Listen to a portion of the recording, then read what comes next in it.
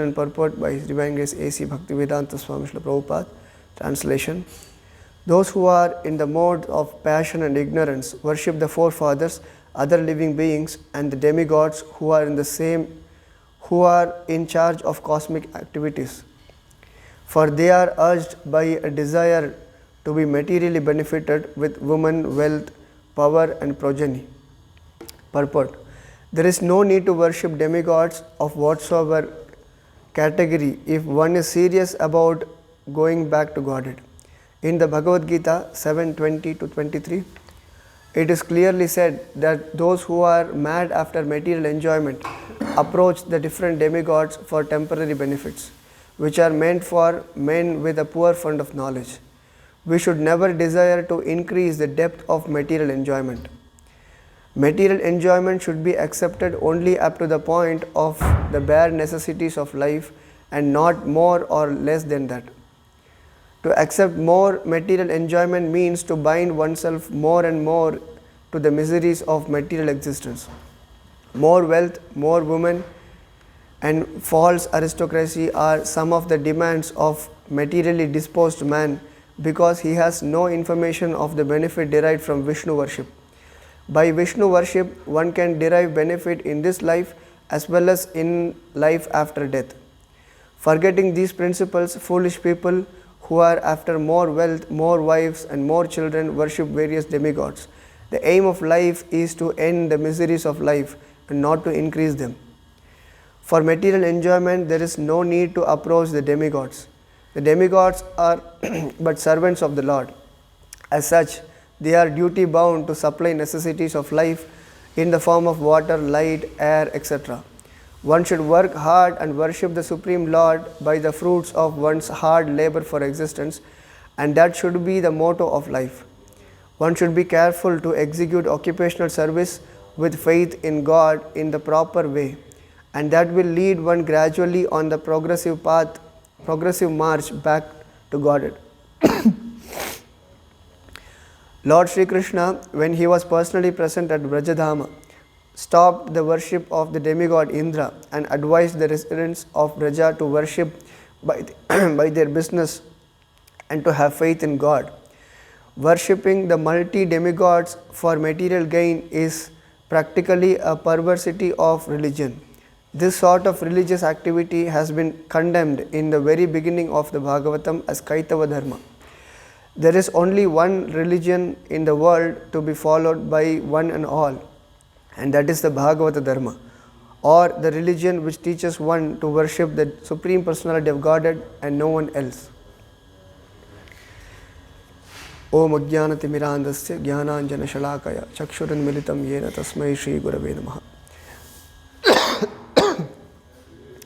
Nama Om Vishnupadaya Krishna Preshtaya Bhutale Srimate Bhaktivedanta Swaminti Namine Namaste Saraswate Deve Gauravani Pracharine Nirvishesha Shunyavadi Paschata Deshatarine Jai Shri Krishna Chaitanya Prabhu Nityananda Shri Advaita Gadadhara Srivasadi Gaura Bhaktivinoda Hare Krishna Krishna Krishna Hare Hare Hare Rama Rama Rama Hare Hare Rajastamah Prakritaya Samashila Bhajanti Vai Pitrabhuta Prajeshadim Shri Aishwarya Prajepsavaha.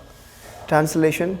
Those who are in the modes of passion and ignorance worship the forefathers, other living beings, and the demigods who are in charge of cosmic activities, for they are urged by a desire to be materially benefited with woman, wealth, power, and progeny. Hare Krishna. So in the previous verse, it was mentioned that Krishna expands in two different categories, Swamsha and Vibhinnamsha. So Swamsha category, they are Vishnu Tattvas, they are equally powerful as the Supreme Lord, and they are worshipable, they are Vishnu Tattvas. And the other category is Vibhinnamsha. Vibhinnamsha is separated parts and parcels of the Lord. And in simple terms, we can say they are integrated parts and parcels, and we are separated parts and parcels.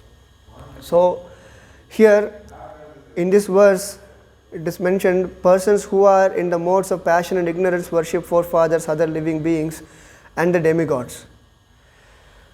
So here demigods, they are also separated parts and parcels of the Lord. They are also Vibhinnamsha category. So they are not Vishnu Tattvas. They are not worshipable.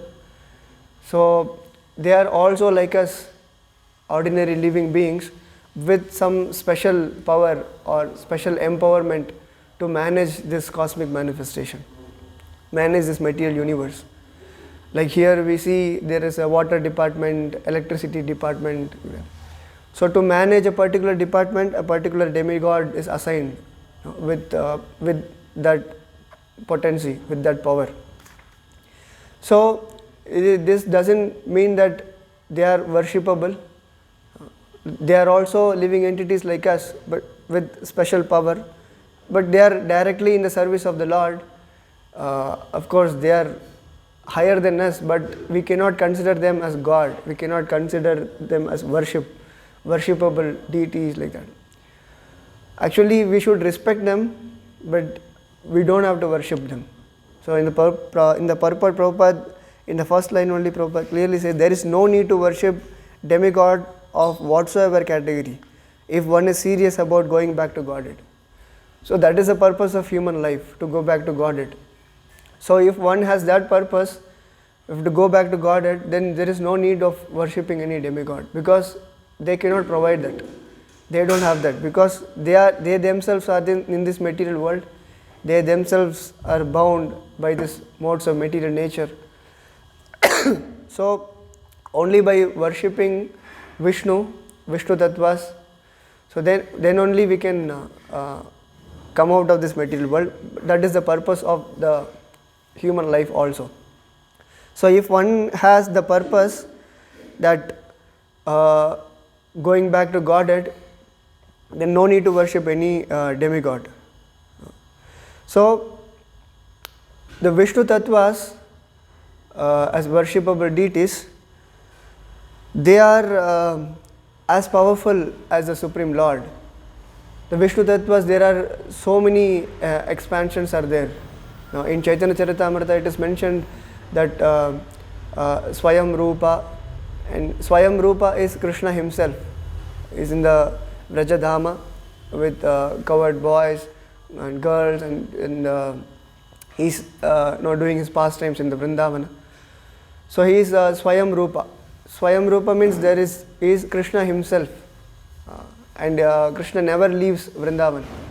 So he is the Swayam Rupa. And from Krishna, there are so many incarnations.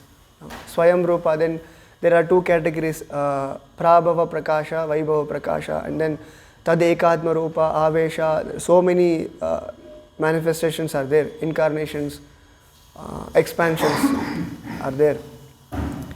So they are equally powerful as Krishna, but they may not manifest all the power at all time. They manifest sometime wherever it is required. Depends on time, place, circumstances. They manifest their power, but they are equally powerful as the Supreme Lord. So in the Brahma Samhita it is mentioned that Deeparchireva hi dashantaram apyupetya Deepayate vivrita hetu samana dharma Yastadrig eva hi cha vishnutaya vibhati Govindamadi purusham tamaham bhajami. The translation is, the light of one candle being communicated to other candles, although it burns separately in them, is the same in its quality. I adore the primeval Lord Govinda, who exhibits himself equally in the same mobile manner in his various manifestations. So the analogy is given, with one candle you lit up many other candles. So the potency is same, but there is no difference. But it depends on time, place, circumstances, they show a different power. So these are Vishnu Tattvas. But demigods, they are not in this category. Like a fire is there and the spark comes out from the fire. So the sparks are separated from the fire. They comes out and then again it vanishes. So So the sparks are separated energy of that fire. So in same way, the demigods, they are not the fire. There is a big fire and small fire. So the Vishnu Tattvas are big fire, and the demigods, all of us, jivas, all living entities, they are separated energy of the Lord. So that's why in Chaitanya Charitamrita it is mentioned that Ekale Ishvara Krishna Arasabha Bhritya. So the Supreme Personality of Godhead Krishna is the only master, and all others are servants. So even among the Vishnu Tattva category, we discussed that Swayam Rupa Krishna. From Krishna, all other expansions are coming out. So even in there is a someone may have someone is inclined to worship a particular deity, Vishnu Tattva, but that is fine. But one should understand that ete chamsha kalapumsha krishnastu bhagavan swayam. So from Krishna, all other manifestations, expansions are coming out. So Krishna is the original Supreme Personality of Godhead, the original candle. So that one should have that understanding that Krishna is the Supreme Personality of Godhead. So then, but the less intelligent people, they don't understand this, and because in the translation it meant those who are in the mode of passion and ignorance worship different demigods, forefathers and other living entities. So out of passion and ignorance, out of material desires, to satisfy their material desires, they go to demigod and many other living entities to satisfy their material desires. So generally, because it is said they are urged by a desire to materially benefited with woman, wealth, power and progeny. So because to satisfy their material desires, they go to different demigods and they get their result also, and quickly. So that's why it is said in the Bhagavad Gita, Kamai Satri Hritajnana Pratpadyanti Anya Devata.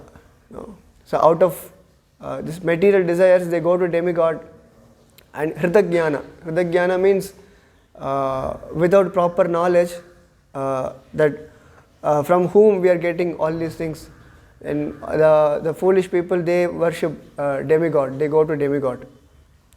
But they don't understand whatever they are getting, that is from the Supreme Lord. Because the living entities, they are not independent, they are dependent on Krishna. And even the demigods, they are also dependent on Krishna. So the demigods cannot give anything without the sanction of Vishnu. Without, independently they cannot give anything. So whatever they give, that they are getting from Vishnu. And the foolish people, they are thinking that now I am praying to demigod and then I am getting it. But whatever they are getting, that is from Vishnu. Like for example, when we perform yajna, even for demigod, if we perform yajna, the Yajneshwara should be there. Yajneshwara is Vishnu. Vishnu should be first. Everything should be offered to Vishnu, and then only it is offered to the demigods. So the Yajneshwara is the enjoyer of the sacrifice, is Vishnu. So all our sacrifices, all our austerity, everything should be to please Vishnu, because he is the Yajneshwara. So that's why the foolish people, they think that we worship demigod and we are getting the result. That is all temporary, and they don't understand this. And even whatever they are getting, that they are getting it from the Supreme Lord. So but then in the Shastras it is mentioned that to worship demigod, it is recommended. So why it is recommended? Because like for example, we ask for something to a person and he is not able to give directly, and he is approaching another person and he is getting it from somewhere and he is giving to us. So an intelligent person should think that the person I am approaching, he is not giving directly, then he is approaching someone else, and the someone else is giving indirectly to me. So then the intelligent person should think that why not approach that superior person. So when we worship demigod, gradually one should understand this. The demigods, they are not providing anything. They are providing it by the sanction of Vishnu. So gradually we should get this understanding that Krishna is the Supreme Personality of Godhead. We should surrender to Krishna. For example, marriage is recommended in the śāstras. So it can also be like anyone can have sex with anyone. It could be like that also. But to regulate the marriage is given mentioned in the śāstras, recommended in the śāstras. So it means that there is a regulation. You can have sex with a particular woman, particular man. There is a restriction, there is a regulation is given. But actually, if we see the sex life, whether it is licit or illicit, both are dangerous only. Whether it is legal or illegal, it is going to bound us in this material world. Because of this material desire only, everyone is suffering in this material world. So we have to come out of this. So a person who is not able to, then the allowance is given. So okay, you can have marriage and you can have sex with a particular woman, particular man. So gradually we should understand that this should not be done. This is binding us in this material world. So by doing this in a regulated way, finally one should have that understanding that ultimately we should surrender to Krishna, because Krishna is a supreme enjoyer. So this is our enjoying mood, enjoying mentality, that I am also enjoying. This is like a Purusha. I am a man, but nobody is man here. Everyone is energy of the Lord. Everyone is Prakriti. But indirectly we are thinking that no, I am man, I am Purusha, I am controller, I have a family, I have a wife, I have children, I am maintaining them. That tendency comes. So, but all this, it is all mentioned in the śāstras. It is recommended so that gradually we can come to the understanding that Krishna is the Supreme Personality of Godhead. We have to surrender to Krishna, not to the demigods, and we have to surrender to Lord. To come to that point, so everything is given in the śāstras. So directly one may not be able to come to that highest stage, that surrender to Lord, sarvadharman parityajya mamekam sharanam vraja. So gradually, step by step, a person who is not able to, then they can go through the step by step process and they can come. So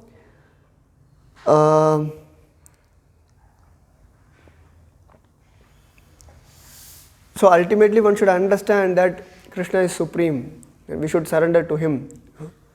So then if someone has material desires, to satisfy he is going to different demigods.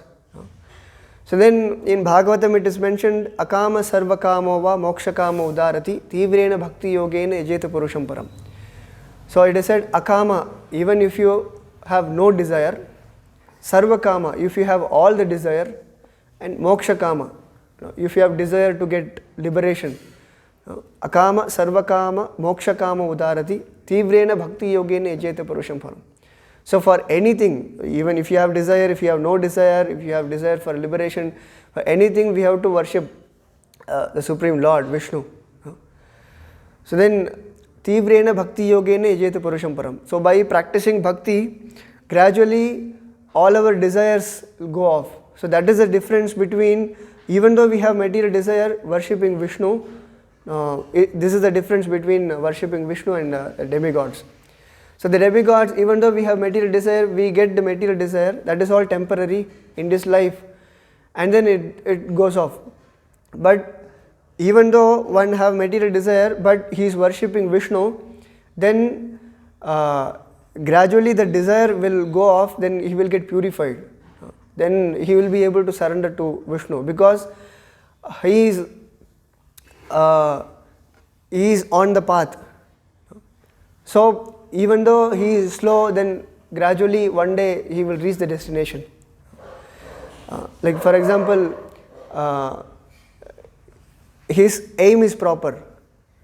So even by worshipping demigod, we may not achieve this aim, to purify ourselves and then surrender to the Supreme Lord. But even though we have material desire, then surrender to Krishna, surrender to Vishnu, then in that case, gradually by engaging in devotional service, all our material desires are purified. So that purification happens only by worshipping the Supreme Lord. So then one get relief from this birth, death, old age and disease. So then also in Bhagavad Gita it is said, Esham tvantakatam papam jananam punya karmanam te dvanda moha nirmukta bhajate mam dridhavrata. When one engages in devotional service with determination after finishing all sinful activities, Esham tvantakatam papam. So then here it is mentioned, a person who are in the mode of passion and ignorance, they worship different demigods. So to worship Vishnu, one should come to the platform of Sattva Guna. Sattva Guna, in the sense, the characteristics of Sattva Guna is they are peaceful, they are happy, and practically there is no sinful activity, there is no sinful life. So then they will be able to worship Vishnu. So then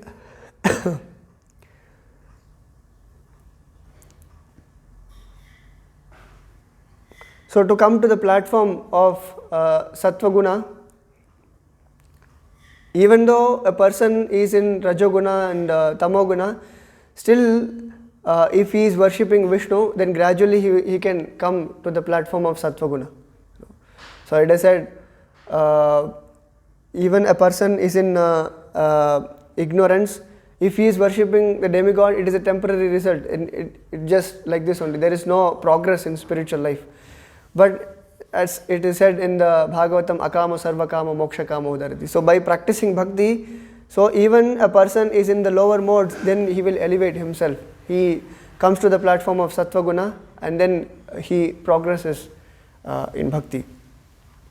So in the purport, Prabhupada mentions that worshipping the multi-demigods for material gain is practically a perversity of religion. This sort of religious activity has been condemned in the very beginning of Bhagavatam as Kaitava Dharma. There is only one religion in the world to be followed by one and all, and that is the Bhagavata Dharma, or the religion which teaches one to worship the Supreme Personality of Godhead and no one else. So here, if we see, Bhagavatam propounds the highest dharma, the dharma of soul, dharma prochita kaitavotra paramo nirmatsaranam. So there is no cheating religion mentioned in Bhagavatam. So Vedyam vastavam atra vastu shivadam tapatrayon molanam Srimad Bhagavate Mahamuni krite kim va parar ishwaraha. It is said there is no need of any other scripture. What is the use of any other scripture? It is mentioned. So by taking shelter of Bhagavatam, one can achieve the highest perfection of life, which is the generally in all the Vedas, everywhere it is mentioned the dharma, artha, kama and moksha. So the Bhagavatam is even higher than the moksha. The fifth one is the loving devotional service to Lord, the prema. So that is propounded in Srimad Bhagavatam. So completely rejecting all religious activities which are materially motivated, this Bhagavata Purana propounds the highest truth, which is understandable by those devotees who are fully pure in heart. The highest truth is The highest truth is reality distinguished from illusion for the welfare of all. Such truth uproots the threefold miseries. This beautiful Bhagavatam, compiled by the great sage Vyasadeva in his maturity, is sufficient in itself for God realization. What is the need of any other scripture? As soon as one attentively and submissively hears the message of Bhagavatam, by this culture of knowledge, the Supreme Lord is established within his heart. So this is in the very beginning of Bhagavatam, the glory of Bhagavatam is given. So by reading Bhagavatam, by hearing the message of Bhagavatam, the culture of knowledge of the Supreme Lord is established within his heart. So by getting this knowledge, gradually the purification happens.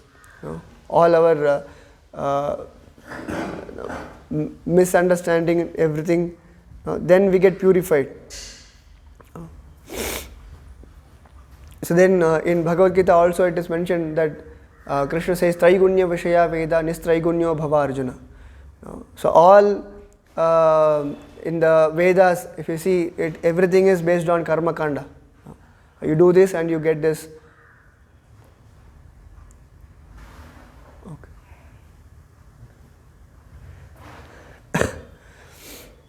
Then the Vedas mainly deal with this gunas.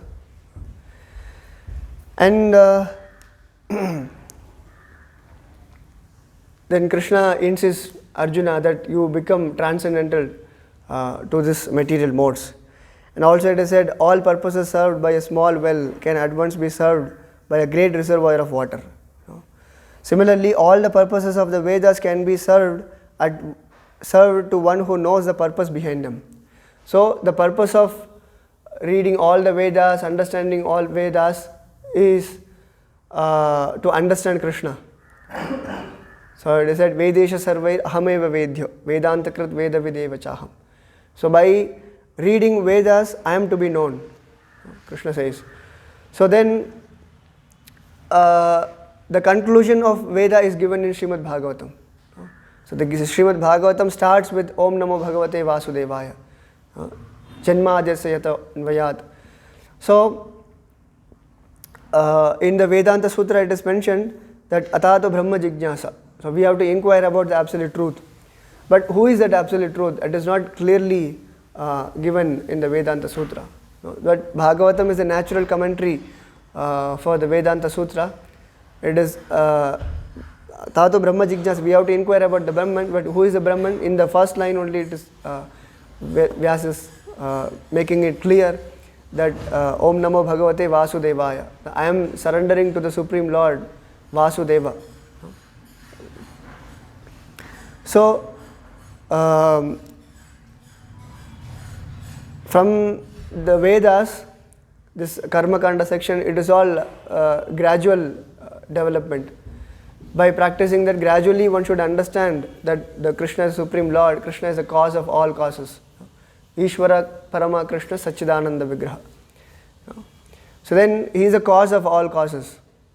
So when we understand Krishna, when we understand cause, then we can understand everything. Like recently, Velukudi Krishnan Swami has come to Salem, and he has mentioned one very nice analogy regarding this.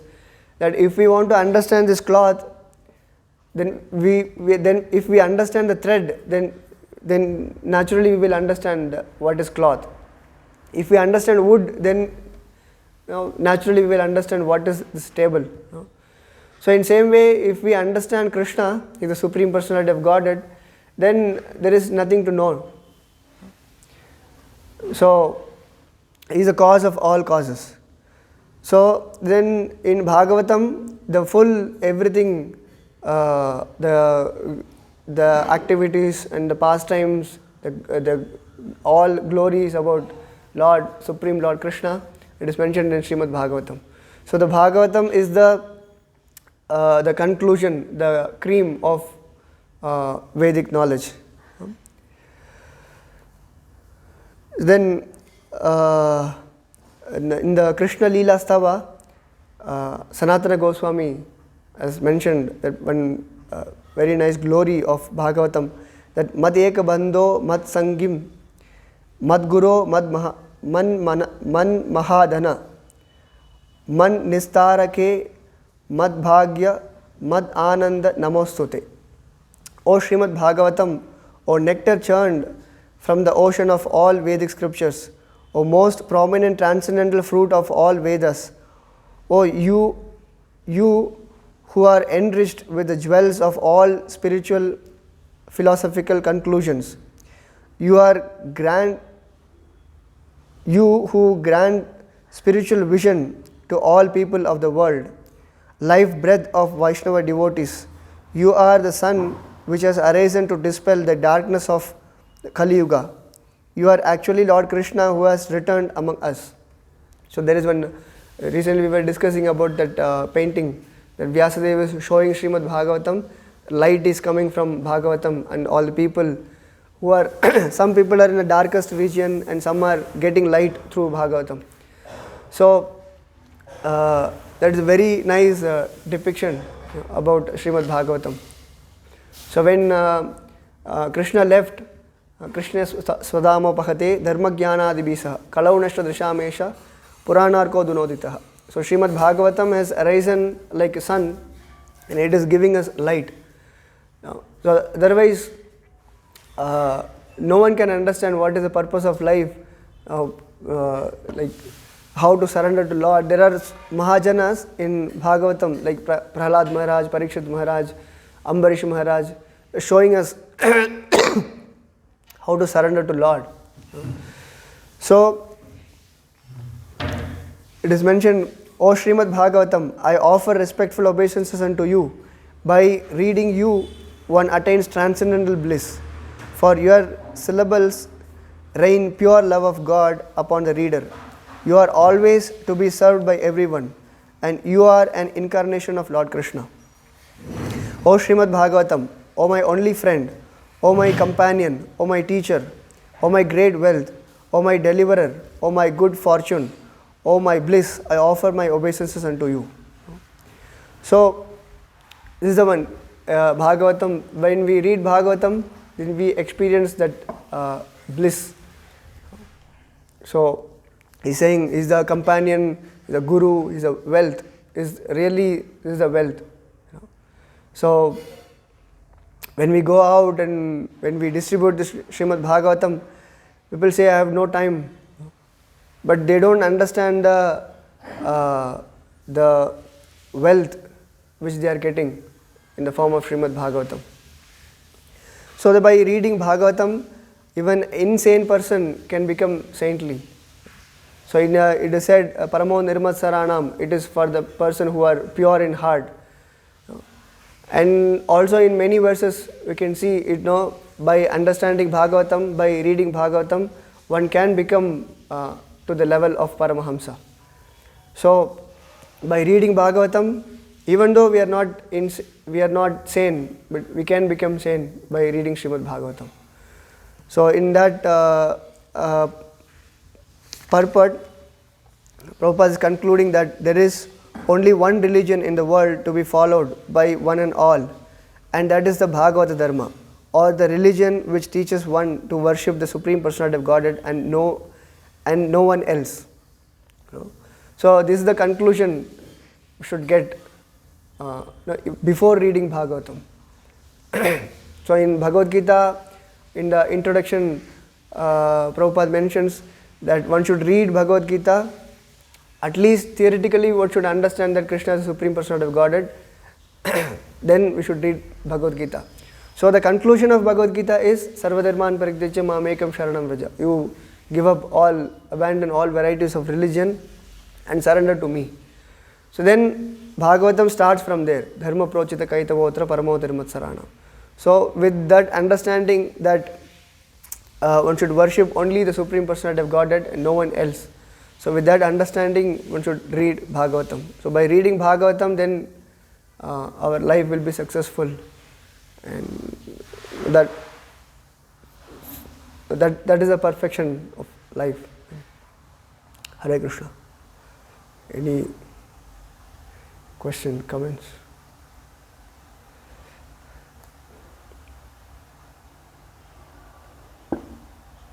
Shrimad Bhagavatam की जय, श्रील प्रभुपाद की जय।